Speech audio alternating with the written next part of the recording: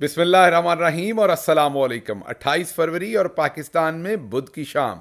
आज अभी तक की इंपॉर्टेंट खबरें और मेरा तज्जिया। पहली खबर आपके सामने रख रहे हैं, चीफ मिनिस्टर मरियम नवाज सरकार दूसरा दिन ऑफिस में और पहली करप्शन की कहानी। जी हां, हमारी टीम ने ग्राउंड से ये कहानी फीड की है, एक्सक्लूसिवली आपके सामने ये कहानी रखते हैं। करप्शन की स्टोरी पहली। दूसरी खबर, मैं भी चोर, आप भी चोर, हम सब चोर। एमकेएम खुल के मैदान में आ गई है। इलेक्शन चोरी का भांडा खुद फोड़ रहे हैं और एक दूसरे के कपड़े उतार रहे हैं। हमने आपको बताया था ये एक दूसरे को खुद जो है वो नंगा करेंगे, किसी को और कुछ करने की जरूरत नहीं पड़ेगी। तीसरी खबर, खवातीन की मखसूस नशिस्तें, उसके ऊपर लंदन एग्रीमेंट फिर से in action. Qazi, chief election commissioner और सब सहूलतकार इकट्ठे। मोडीज ने नई वार्निंग इशू कर दी है पाकिस्तान को लेके। बलोच स्टूडेंट्स के केस में आज राजू बन गया जेंटलमैन, हाई कोर्ट में पेश हुए, लेकिन वहां पर अजीबी स्टेटमेंटें दे डाली। हंसने का और रोने का मटेरियल प्रोवाइड कर दिया लोगों के लिए। आर्मी चीफ, पाकिस्तान के आर्मी चीफ ने मतनाज़े तरीन पंजाब पुलिस और उसकी मतनाज़े तरीन ऑफिसर को शाबाश दी है। इसके ऊपर बात करेंगे। खबरों की तफसील की तरफ चलते हैं। उससे पहले आपको याद करवा दें कि आपने अगर इस चैनल को अभी तक सब्सक्राइब नहीं किया, जरूर कीजिए, क्योंकि इससे आप हमारी आवाज को मजबूत करेंगे। अगर आपको लगता है कि हम सच बोलते हैं, सच फैलाते हैं, तो मजबूत कीजिए। अगर आपको लगता है अपोजिट कि हम सच नहीं फैलाते, तो फिर अनसब्सक्राइब कीजिए और हमें प्लीज सुनना बंद कीजिए, क्योंकि आपका झूठ में हिस्सा नहीं होना चाहिए। पहली खबर जी, पहली खबर, जैसा कि हमने आपको कहा कि चीफ मिनिस्टर सरकार, हमने एक नाम दिया है 3-4 दिन पहले। ये नाम दिया था 3 दिन पहले, जिस दिन हल्फ लिया था मैंने पंजाबी वीलॉग में। ये नाम दिया था, काफ़ी पॉपुलर जा रहा है, ट्विटर पर टॉप ट्रेंड भी हो रहा है। इसलिए मुझे लग रहा है कि हमें अपने दिए हुए नाम को मजीद पुश करने की ज़रूरत है। चीफ मिनिस्टर, चीफ का मतलब जो पढ़े लिखे कम है हमारे गांव के लोग, उनके लिए पंजाबी में मैंने समझा दिया था। चोर को कहते हैं अंग्रेजी में। चीफ मिनिस्टर मरियम नवाज सरकार जो है, उनका आज दूसरा या तीसरा दिन था दफ्तर में, दूसरा दिन ही था इफेक्टिवली। और करप्शन की पहली स्टोरी आपके सामने उनकी लेके आ रहे हैं। 30 अरब रुपए पाकिस्तानी से, जी हां, 30 अरब रुपए पाकिस्तानी से रमज़ान हैम्पर्स खरीदे जाएंगे। अब आप कहेंगे ये जो 6 लाख या 60 लाख गालबन रमज़ान हैम्पर्स हैं, इसमें फिर करप्शन कहाँ से आ गई? मैं आपको बताता हूँ।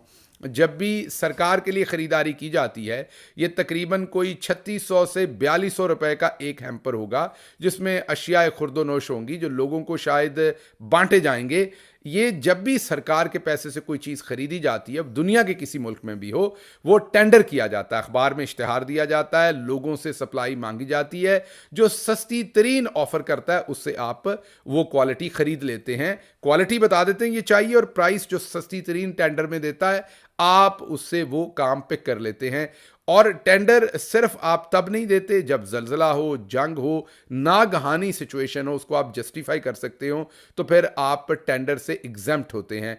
मरियम सरकार ने आते ही टेंडर से एग्जेम्पशन दी है। कोई टेंडर देने की जरूरत नहीं, अपनी मर्जी के दुकानदार सप्लायर से मर्जी की कीमत पर ये चीजें खरीदें। इससे आपको पहली बात समझ आ गई होगी कि अब मर्जी के सप्लायर जिन्होंने पैसा लगाया हुआ है इलेक्शन पे, उन्होंने पैसा भी तो पूरा करना है ना। तो 30 अरब, क्योंकि मैंने आपको बताया था कि इनको पता है इनकी हुकूमत शायद लंबा अरसा ना चले, तो हर दिन अरबों में टीके लगेंगे आपको। मैं अरबों में, सऊदी अरब वाले अरबों में बात नहीं कर रहा, ये मिडिल ईस्ट वाले अरबों में नहीं, मैं जो बिलियंस होते हैं उन अरबों में टीके लगाने की बात कर रहा हूं। ये हर दिन अरबों रुपए में आपको टीके लगाएंगे। दूसरे ही दिन पहला टीका 30 अरब रुपए का आपको लग रहा है। कोई टेंडर नहीं, कोई ऑडिट नहीं, ब्यूरोक्रेसी मर्जी के वेंडर से खरीदेगी, मर्जी के सप्लायर से खरीदेगी, मर्जी की क्वालिटी खरीदेगी। और ये 30 अरब रुपया बाद में कह दिया जाएगा अवाम में बांट दिया गया है। कोई पूछने वाला नहीं होगा किसको बांटा, क्या मटेरियल लिया। कोई टेंडर नहीं, कोई ऑडिट नहीं। जिन्होंने इलेक्शन पे पैसा लगाया था उनको भरपूर तरीके से फायदा दिया जाएगा। अंदर खाते उन्हीं से ये सामान खरीदा जाएगा, लोअर क्वालिटी का, हायर प्राइस के ऊपर, क्योंकि ना कोई टेंडर है, ना कोई ऑडिट है। ये पहली स्टोरी थी जो आपके सामने रखनी है। और इसके साथ साथ पहली बेवकूफ़ी भी, पहला लेटर फूड डिपार्टमेंट को भेजा। जी हां, चीफ मिनिस्टर मरियम नवाज सरकार में चीफ मिनिस्टर साहबा का पहला डायरेक्टरेट जो है, पहला डायरेक्टिव जो है, वो फूड डिपार्टमेंट को भेजा गया, आपको दिखा रहे हैं हम, वो पहला डायरेक्टिव जो है उसमें इनको हिम लिख दिया गया है, हर की बजाय हिम कर दिया गया है या हिज कर दिया गया है, मतलब कि इनको मर्द बना दिया गया है चीफ मिनिस्टर साहब को। हुआ कुछ यूं है कि जो पहले बुजदार साहब के या मोहसिन नकवी के या हमजा के टाइम का कोई डायरेक्टिव पड़ा होगा, उसी को कॉपी पेस्ट कर दिया गया है। इनको आहिस्ता आहिस्ता, इनको भी और आपको भी, इनकी गुड गवर्नेंस और इनकी अक्लमंदी और पढ़ाई लिखाई आपके सामने रखते रहेंगे। आप खुद सोचिए कि ये डायरेक्टिव जो है ये मरियम साहबा को दिखाकर इशू हुआ है, उन्होंने देखकर इशू हुआ है, इशू करवाया है, जिसके बारे में उनको ये नहीं पता कि उनको उसमें मर्द सीगा उनके लिए इस्तेमाल हुआ है या औरत सीगा इस्तेमाल हुआ है। तो सरकार ज़रा दुरुस्त कर लें। अब आपकी जो चीफ मिनिस्टर हैं वो फीमेल हैं, तो उनके लिए हर का सीगा ही इस्तेमाल करें। जो क्लोज आपका पूरा स्टाफ है उनसे हमारी गुजारिश है, ताकि ये वाली जो शर्मिंदगी है वो आपके लिए दोबारा ना बने। अच्छा जी, अगली खबर आपके सामने रखेंगे।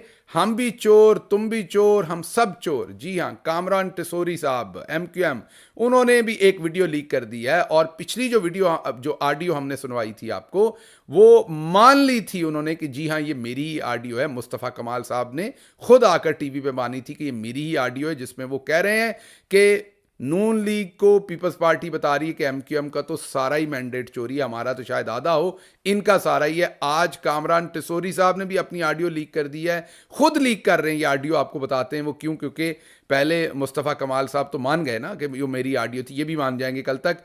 मसला क्या है वो भी बताते हैं, लेकिन ऑडियो में उन्होंने ये कहा है कि हमें तो अगले दिन ही सीटें मिल गई थी, मतलब 9 तारीख को ही मिल गई थी हमें, तो हमारी तो अगर 100% हमारा मैंडेट चोरी का है ना तो हम मानते हैं, लेकिन इनका तो 200, 300, 400% जाली मैंडेट है, क्योंकि इन्हें तो 9 तारीख को भी सीटें नहीं मिली थी, इन्हें तो कई दिन बाद सीटें मिली और अभी तक मिल रही हैं।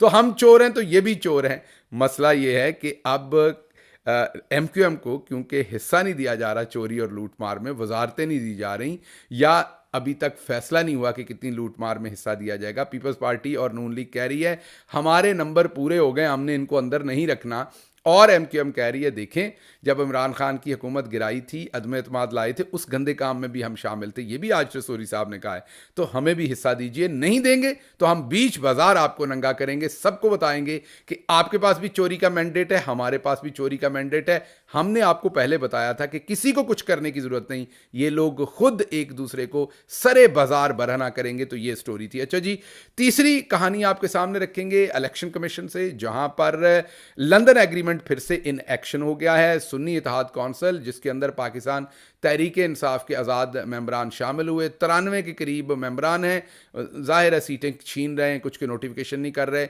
93 सारी धांधली के बावजूद 180 सीटों में से 93 के करीब जो हैं वो शामिल हुए जाकर, 180 तो छीन ली गई ना, पूरी सीटें थी। अब उनके ऊपर ख़वातीन की मखसूस नशिस्तें मिलनी हैं, वो भी 20-25 होनी चाहिए, 25 के करीब। लेकिन अब लंदन एग्रीमेंट के तहत चीफ इलेक्शन कमिश्नर, काजी साहब और तमाम लोग एक्टिव नज़र आ रहे हैं। आज बड़े बड़े वकील, फ़रूक नसीम साहब, फ़ारूक एच नाइक, कामरान मुर्तज़ा अब्बासी, इस तरह के बड़े बड़े वकला जो हैं वो डाल दिए गए इलेक्शन कमीशन के अंदर पाकिस्तान तहरीक इंसाफ के ख़िलाफ़। और कहा गया कि आपकी जो सुन्नी इत्तेहाद कौंसिल है उसने तो रिक्वेस्ट ही नहीं की हुई सीटों के लिए, या इलेक्शन से पहले वो जो 5% कोटे पे उन्होंने ख़त लिखा था कि हमारे ऊपर ख़वातीन का 5% का कोटा लागू नहीं होता, क्योंकि हम टिकटें ही नहीं दे रहे उम्मीदवारों को। उस ख़त को बुनियाद बनाकर जाली तरीके से अब कह रहे हैं कि आपने तो कह दिया था आपको ख़वातीन की सीटें नहीं चाहिए, हालांकि वो ख़त किसी और मकसद के लिए था। वो ख़त इस मकसद के लिए था कि हम ख़वातीन को 5% टिकटें इशू नहीं कर रहे, क्योंकि हम वैसे ही टिकटें इशू नहीं कर रहे। दूसरी बात ये की गई कि आप का क्योंकि पहले से लिस्ट नहीं थी, आप पार्लियामान में थे नहीं, इसलिए आपको ऐसी कोई नशिस्तें जारी नहीं की जा सकती। उसके लिए फिर बैरिस्टर अली ज़फ़र ने एक एग्जाम्पल सामने रखी कि KPK में 2019 में जब फाटा मर्ज हुआ और उसके बाद वहाँ ज़िमनी इलेक्शन हुआ, तो वहाँ पर बलूचिस्तान अवामी पार्टी मौजूद नहीं थी। आज़ाद 3 उम्मीदवार जीतकर बलूचिस्तान अवामी पार्टी में शामिल हुए और उनको एक नशिस्त इलेक्शन कमीशन ने अलॉट की थी। लेकिन लंदन एग्रीमेंट है, भरपूर तरीके से कोशिश की जाएगी ख़वातीन की मखसूस नशिस्तें ना दी जाएं, ताकि सेनेट के अंदर भी अपने चोर ज़दा तमाम लोगों को लाया जाए और पाकिस्तान तहरीक इंसाफ को सेनेट से भी बाहर रखा जाए। ये वो सारे का सारा मामला है। तो इसलिए सारे मिले हुए हैं और आपको यही काम आगे भी होता हुआ नज़र आएगा। अच्छा जी, मोडीज़ ने एक ख़तरनाक एक वार्निंग इशू की है, को पहली नहीं है, फिच पहले ही कर चुकी है, ब्लूमबर्ग पहले ही कर चुका है। 3 बड़ी रेटिंग एजेंसीज हैं, स्टैंडर्ड एंड पुअर जैसा कि हमने आपको बताया था, उसके बाद आपको बताया था फिच है, और उसके बाद आपको बताया था मूडीज। अब स्टैंडर्ड एंड पुअर हो या मोदीज हो या फिच हो, ये तमाम ही एक ही बात कह रहे हैं, और ब्लूमबर्ग हो कि पाकिस्तान के इलेक्शन मतनाज़े हैं, ये पाकिस्तान को स्टेबिलिटी नहीं दे सकते। आने वाले दिनों में पाकिस्तान के लिए मालियाती तौर पर चैलेंजेस होंगे। जून तक $6 अरब वापस करने हैं पाकिस्तान से, पाकिस्तान ने, वो कहाँ से आएंगे, कितनी महंगाई करनी पड़ेगी, कितना टैक्स लगाना पड़ेगा, होशरुबा सिचुएशन है ये। हमें भी इसकी समझ नहीं कि ये किस तरीके से आवाम को निचोड़ेंगे और कितना आवाम के लिए ये जीना तल्ख कर देंगे। बहरहाल मोडीज़ की जो स्टेटमेंट है उससे ये बात वाज़े होती है कि इंटरनेशनल कम्युनिटी अब इस सिमत सोच रही है कि पाकिस्तान की जो मतनाज़ हुकूमत है ये ना सिर्फ पाकिस्तान को तो डबो ही रही है, उनकी इन्वेस्टमेंट और माल भी डबो देगी। अच्छा जी, अगली खबर जो आपके सामने रखेंगे वो खबर है कि आज आर्मी चीफ ने शाबाश दी है एक मुतनाज़ पुलिस ऑफिसर को। जी हाँ, मुतनाज़ पुलिस ऑफिसर मैं उन्हें क्यों कहता हूँ, मुतनाज़ पुलिस ऑफिसर मैं उन्हें इसलिए कहता हूँ कि पाकिस्तान तहरीक इंसाफ और पाकिस्तान की आवाम पर जो जुल्म व सितम हुए पिछले साल 1.5 साल में, उसमें ये जो नकवी साहबा ASP थी ये भरपूर तरीके से शामिल थी। ये मुतनाज़ तरीन ऑफिसर्स जैसे कि वो एक मैडम रॉलेक्स, उन्हीं की टीम में ये शामिल थी। ख़वातीन को मारना, उनके ऊपर लाठी चार्ज करना, उन्हें घसीटना, उनके कपड़े फाड़ना, उनके दुपट्टे किसी और जगह और मर्द हजरात से उठा के उन्हें पुलिस की वैन्स के अंदर डालना, उन्हें जेलों में रखना, उन्हें गलत तरीके से, जाली तरीके से, बगैर किसी सबूत के, कंकॉर्डेड किस्म के उनके ऊपर केसेस बनाना, उन झूठे केसेस के अंदर उनके ख़ानदानों को तबाह करना, इन सब में ये जो ASP साहबा थी इनका हाथ था। दूसरी बात ये कि वो जो सारे का सारा वाक़या हुआ, अगर आप उस वाक़े को देखें, मैंने जैसे आपको कहा था कि वो ड्रामेटाइज़ किया गया पूरे का पूरा वाक़या, और वहाँ पर ऐसी कोई सिचुएशन नहीं थी जहाँ इनकी कोई ज़रूरत थी बहुत ज़्यादा। वो चंद लोग थे, उनको डिस्पर्स करके उनको वहाँ से निकाला जा सकता था। दूसरी बात, चलें अगर 1 मिनट के लिए मान भी लेते हैं कि इन्होंने बड़ी वहाँ परफॉर्मेंस दे दी, तो एक खातून जिसने, अब हमने आपके सामने एग्जाम्पल्स के साथ वाजे किया कि सऊदी अरब की एक ब्रांड का कुर्ता था जो सऊदी अरब में बना, सऊदी अरब में बिका, जिसके ऊपर हिलवा लिखा हुआ, मैंने कल हलवा कह दिया था, किसी ने मेरी करेक्शन की कि वो हिलवा था जिसका मतलब ब्यूटीफुल होता है। मीन उसके ऊपर अरबी में खताती थी, कुरान करीम बिल्कुल नहीं था, अरबी लैंग्वेज में खताती थी। तो जिन लोगों ने इस खातून के साथ जो कुछ भी किया, असल तो मुकदमा उन पर दर्ज होना चाहिए था, उनको इस सारी हरकत के ऊपर सजा देनी चाहिए थी।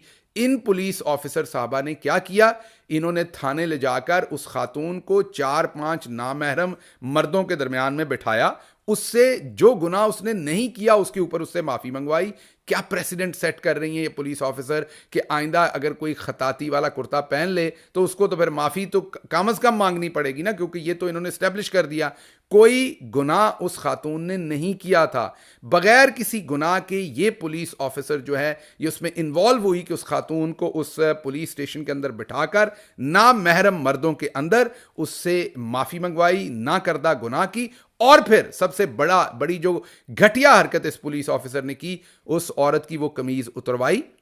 वो कमीज उतरवा के हमारे उन दोस्तों को दी जिन्होंने, आपको हमने कल वीडियो दिखाई थी कि उस कमीज को वो टच कर रहे हैं, एक नाम महरम औरत की उतरी हुई कमीज को वो टच कर रहे हैं, उसके ऊपर अपना फतवा दे रहे हैं। हम मजहबी तौर पर हर सेंटीमेंट का एहतराम करते हैं, लेकिन ये दुरुस्त बात नहीं थी। वहाँ पर कहीं भी कोई कुरानी आयात नहीं लिखी थी। और सऊदी अरब से बड़ा मुसलमान अब कौन हो जाएगा जिनको अल्लाह ने मक्का, मदीना और मोहम्मद मुस्तफ़ा सल्लल्लाहु अलैहि वसल्लम के रोज़ा की रखवाली, अल्लाह के घर की रखवाली का जिनको ज़िम्मेदारी सौंपी हुई है, उनसे भी हम बड़े मुसलमान हो गए हैं।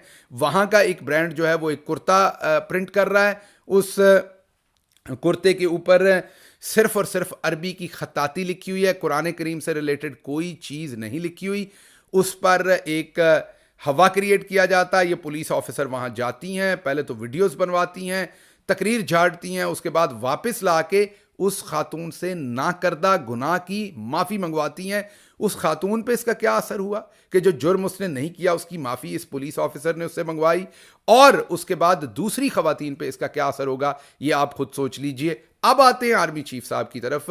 आर्मी चीफ साहब के बारे में मैं पहले भी कह चुका हूं कि उनके जो एडवाइजर्स हैं, they are not advising him correctly. I understand this is a PR thing, और करते हैं तमाम बड़ी सीटों पर बैठे लोग, उनकी टीम ये समझती है कि पीआर करनी चाहिए, ये एक अच्छी पीआर की अपॉर्चुनिटी है। लेकिन मैं दोबारा कहूंगा कि आपके एडवाइजर्स अच्छे नहीं हैं। एक तो ये पुलिस मतनाज़े है, जो पिछले साल 1.5 साल में हुआ वो मतनाज़े। अगर आप आज इस ऑफिसर को शाबाश दे रहे हैं तो इस ऑफिसर ने जितने बुरे काम किए वो भी आप ही के खाते में फिर जा रहे हैं। तो ये this is a bad PR. इस पुलिस ऑफिसर ने बहुत मतनाज़े काम कर रखे हैं, तो आप इसकी वो फिर बुराई भी आपको ओन करनी पड़ेगी। तीसरी बात मैं ये कहूंगा कि आपका हुदा ऐसा नहीं है कि आप ऐसी कंट्रोवर्सीज में पड़े।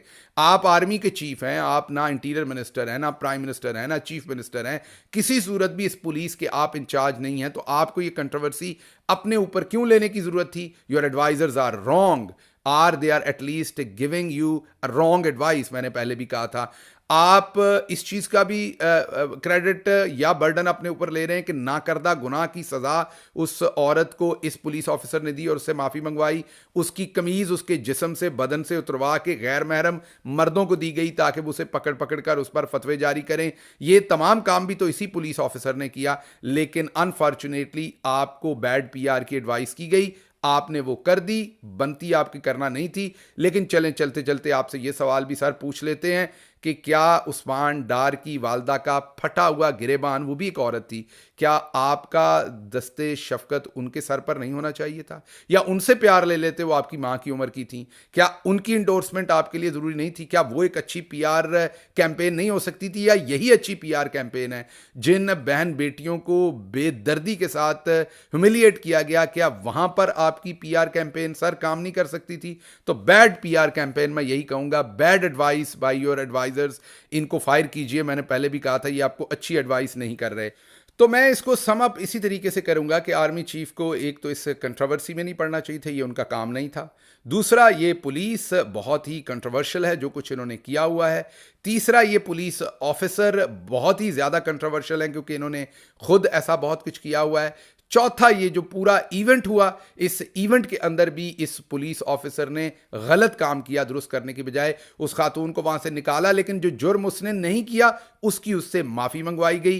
पांचवा, उसके जिस्म से वो कपड़ा उतरवा कर उन लोगों को दिया ताकि वो उसके ऊपर और फतवे दे सकें, उसको और ज्यादा एक्सट्रीमिज्म उस चीज में से निकल सके। मेन जो मुद्दा था, जो असल कॉन्फ्लिक्ट था, वो बजाय इसके कि वो कानून के हाथ में रहता, वो पुलिस के हाथ में रहता, जो मैटर था जिसके ऊपर सारी की सारी चीज थी, वो किस कानून के तहत इस पुलिस ऑफिसर ने दिया। अगर कोई भी और सोसाइटी होती तो ये पुलिस ऑफिसर वहां चार्जशीट हुई होती, इनको कम अज कम रेप्रिमांड किया जाता। लेकिन हमारे यहां क्योंकि हमने पीआर करनी होती है, तो पीआर कैंपेन में बैड एडवाइजिंग पर ये आर्मी चीफ साहब जो हैं उनको ये एडवाइस की गई, उन्होंने इनको शाबाशी दी, और ये शाबाशी फिर तमाम जो कंट्रोवर्सीज हैं उसको भी दी जा रही है। अनफॉर्चुनेटली मैं दोबारा रेपिटिशन के कॉज पर ये कहूंगा कि बैड पीआर एडवाइस मिली है और ऐसे एडवाइजर्स को फायर करना चाहिए। अच्छा जी, अगली खबर आपके सामने रखेंगे, और वो खबर है कि बलोच जो लापता तलबा है उनके बारे में वो खबर है। आज राजू बन गया जेंटलमैन हाई कोर्ट गए, वहां पर उन्होंने ऐसी ऐसी गैर जिम्मेदाराना स्टेटमेंट्स दी कि जी वो इसलिए गायब किए जाते हैं लोग के किसी का नाम गुज्जर होता है तो उसे मार दिया जाता है, बलूचिस्तान में किसी का नाम चौधरी होता है तो उसको मार दिया जाता है। बिल्कुल ये मसाइल हैं, ये नहीं होने चाहिए। लेकिन क्या इसका हल लोगों को लापता कर देना है? बिल्कुल नहीं। कानून और आइन के तहत उन लोगों को भी प्रोटेक्शन होनी चाहिए, और इन लोगों के खिलाफ जिनको लापता किया गया इनको भी प्रोटेक्शन होनी चाहिए। Two wrongs never make a right. आप दो गलत काम करके उसमें से एक काम जो है वो दुरुस्त नहीं निकाल सकते, या वो दो गलत मिलके एक दुरुस्त काम को जन्म नहीं दे सकते। अगर गुज्जर और चौधरी या किसी पंजाबी नाम के ऊपर कत्लो गारत होती है बलूचिस्तान में, वो गलत है, उसकी सजाएं कानून के मुताबिक मिलनी चाहिए। इसी तरीके से लापता लोगों को कर देना वो भी गलत है। अगर आप लापता करेंगे तो फिर तो ये आग बढ़ती जाएगी, हम उस विशेष साइकिल में रहेंगे। वहां पर कोई कत्ल करेगा, उसके शुबे में आप लोगों को लापता कर देंगे या और प्रॉब्लम्स में लापता कर देंगे, और डिसेंट बढ़ता जाएगा, एक दूसरे से नफरत बढ़ती जाएगी, एक दूसरे से जो एक रिएक्शन है वो बढ़ता जाएगा, और फिर बुरे काम और होते जाएंगे। इसका कोई और पॉलिटिकल हल है? पॉलिटिकल लीडर्स और जो कंट्री के लीडर्स होते हैं वो तानाजनी नहीं करते, वो इस तरह के जुमलेबाजी नहीं करते, बल्कि ब्रॉडर हल जो है उसको लेकर आते हैं। तो हमें ब्रॉडर हल की तरफ जाना है। अफसोस हुआ राजू बन गया जेंटलमैन की आज की स्टेटमेंट्स खुद बलोचिस्तान से हैं, खुद वो फोर्स डिसअपेरेंस लापता अफराद के केस को वो डिफेंड कर रहे थे रियासत के नाम के ऊपर। बहुत ही अफसोस की बात है जो आज सब कुछ देखने में मिला। इसके साथ ही चलते चलते आपको बताएं कि आज का हमारा पंजाबी वीलॉग बहुत ही इंटरेस्टिंग है। जिस तरह का नज़्मो नस्क चल रहा है इस टाइम पंजाब में कि एक तरफ एक डिपिक्शन थी, एक सोशल मीडिया के ऊपर एक जनाना जूता था और साथ एक बूट था, और दिखाया जा रहा है कि ब्यूरोक्रेसी कंफ्यूज है कि जनाना अहकामात माने या बूट के अहकामात माने। और दूसरी तरफ हमने आपको तफसील के साथ ये जो इचरा के अंदर इंसिडेंट हुआ था, हम क्योंकि पंजाबी वीलॉग में हमारी कोशिश होती है कि जो मासेज हैं उनको समझा सकें, जो गांव में बैठे लोग हैं उन्हें समझा सकें कि ये मसला है क्या, ये मुद्दा है क्या। तो पंजाबी में हमने पूरी डिटेल के साथ जस्टिफिकेशन के साथ वीडियोस लगा के समझाया है कि ये ड्रेस के ऊपर अरबी नहीं लिखी हुई थी, अरबी लिखी हुई थी, कुरान करीम से कुछ ऐसा नहीं लिखा हुआ था। तो हमें अपने जज्बात को काबू करने की ज़रूरत है। कुछ ढाका से एग्जाम्पल्स ली हैं, बांग्लादेश से, कुछ और सऊदी अरब से एग्जाम्पल्स ली हैं, और आपको दिखाया कि आपने क्यों ऐसी चीज़ों के ऊपर मुश्तल नहीं होना। तो आज का वीलॉग पूरा देखिएगा, पंजाबी बहुत ही इंटरेस्टिंग वीलॉग है। इसके साथ ही मुझे इजाज़त दीजिए। अल्लाह आपका हामी नासिर हो। पाकिस्तान जिंदाबाद।